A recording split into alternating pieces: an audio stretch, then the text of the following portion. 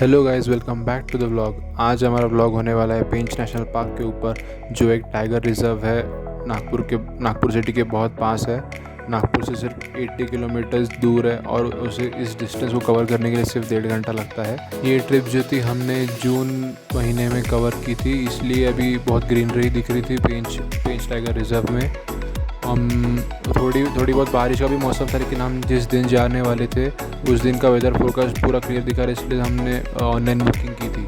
हमारे घर से पास ही था, इसलिए हम आराम से निकले थे।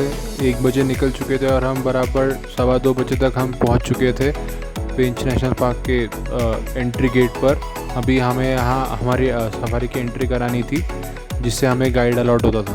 हमारी एंट्री सिल्लारी जोन में हो चुकी थी, जिसके लिए सिर्फ 5-10 मिनट ही लगे थे। उसके बाद हम निकल पड़े थे सबार गेट से फाइनल क्लियरेंस लेने के लिए, जहाँ से हमारी एक्चुअल सफारी शुरू होती थी। पॉप्युलेशन वाढत आहे आता सिल्लारी 2008 मध्ये 9 टायगर होते बघ. 2008 जेव्हा इथे हे होतं ना वॉटरफॉल वगैरे ते बंद केलं सर. हा रोडनं जाऊ शकतो आपण, पण तिकडे खाली वगैरे उतरून आहे.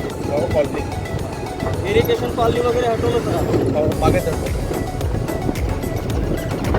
इथले 2 टायगर खूप फेमस होते. प्रिन्स मुक्ता हा बघा बकरीला राजा प्रिन्स आपला भूकंप रोड आणि कुटुंबाला राजा कुटुंबाला राजा इथला काही बाबू कोणाचा मुक्ता आहे नाही.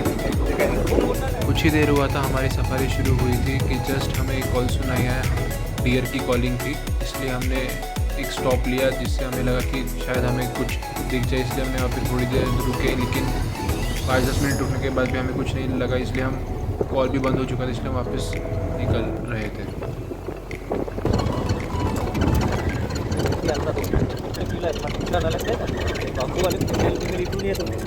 आवाज करत करत त्याला बघत लागली. मला धावत धावत पाण्याच्या पाठीपासून आलाच त्यांना बघू या स्पॉटवर. हां, याची व्हिडिओ पण आहे ना तुमच्या.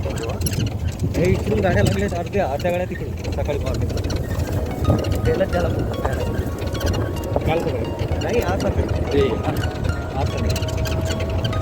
काल पण. जैसे कि हमारे अभी गाइड बता रहे थे, आज सुबह ही T85 नाम के एक टाइगर ने, जिसका नाम राजा है, उसने आज अटैक किया था। उसी की स्टोरी बता रहे थे वो। और जहाँ पे वो यूजुअली उसका जहाँ एरिया हम वहीं पे जा रहे थे, वो एक लेक के बाजू में ही बैठता है।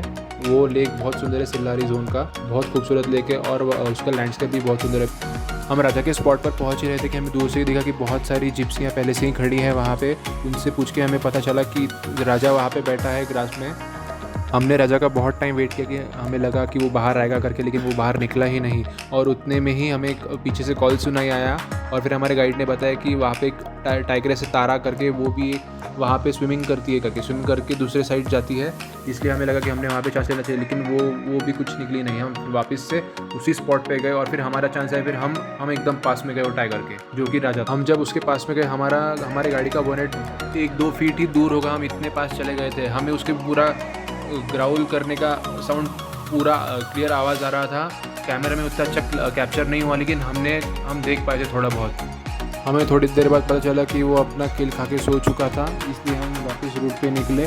हम वहाँ से, हमारा एक बीच में मिड स्टॉप था, हम वहीं पे रुके।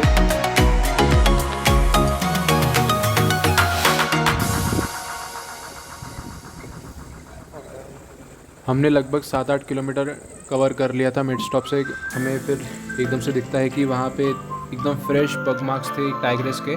हम वहीं पे रुके। हमें लगा कि वो यहाँ से वापस से क्रॉस होगी करके, लेकिन उसने भी हमें धोखा दे दिया। सैडली हम फिर थोड़ी देर रुके, कुछ मिला नहीं, इसलिए हम फिर वापस